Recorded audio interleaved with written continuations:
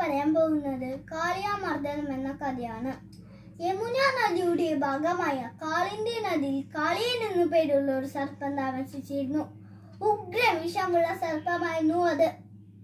കാളിയന്റെ വിഷം മൂലം നദി മുഴുവൻ വിഷമയമായി തീർന്നു. അവിടെ വെള്ളം കുടിക്കാൻ വരുന്ന എല്ലാ ജീവികളും ചത്തു വീഴുമായിരുന്നു. അങ്ങനെയിരിക്കെ ഒരു ദിവസം കൃഷ്ണഭഗവാന്റെ കൂട്ടുകാരും കന്നുകാലികളെ മേച്ച് നടന്ന് കാളിന്തി നദിയുടെ അടുത്തെത്തി.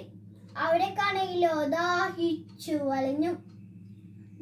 വലഞ്ഞ കൃഷ്ണന്റെ കൂട്ടുകാരും കന്നുകാലികളും വെള്ളം കുടിച്ച അവർ ബോധം കെട്ട് വീണു.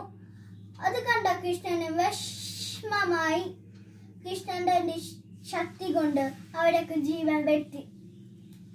കാളിയനെ ഒരു പാഠം പഠിപ്പിക്കണം, അങ്ങനെ വിട്ടാൽ പറ്റില്ല, കൃഷ്ണൻ ആലോചിച്ചു. കാളിന്തി നദിയുടെ അടുത്തുള്ള കടമ്പ് മരത്തിന്റെ മുതുകളേറി കാളിന്തി നദിയിലേക്ക് എടുത്തു ചാടി.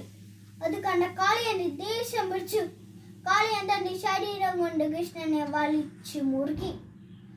കൃഷ്ണൻ തന്റെ ശക്തി കൊണ്ട് ശരീരം വലുതാക്കി കാളിയൻ നിന്ന് രക്ഷപ്പെട്ടു. എന്നിട്ടോ കാളിയന്റെ വാല് പിടിച്ച് ചൂരിയറ്റി എറിഞ്ഞു. കാളിയൻ വീണ്ടും കടിക്കാൻ എടുത്തു ചാടി. കൃഷ്ണ മുഷ്ടി ചുറ്റി പണത്തിൽ ആഞ്ഞടിച്ചു. ഇടിയേറ്റ കാളിയൻ മോഹാലസ്യപ്പെട്ടു. ആ തക്കം നോക്കി കൃഷ്ണൻ ഫണത്തിന്റെ മുകളിലേറി നൃത്തം കളിക്കാൻ തുടങ്ങി. നൃത്തമേറ്റ കാളിയൻ ബോധം കെട്ട് വീഴാനായപ്പോൾ പേടിച്ചു വരച്ച കാളിയന്റെ ഭാര്യമാർ വന്നു കൃഷ്ണനെ സ്തുതിച്ചു. അതിൽ പ്രീതനായ കൃഷ്ണൻ കാളിയനോട് പറഞ്ഞു, നീ ഇവിടെ വിട്ടു പോകണം, രമണക ദ്വീപിലേക്ക് താമസം മാറ്റണം.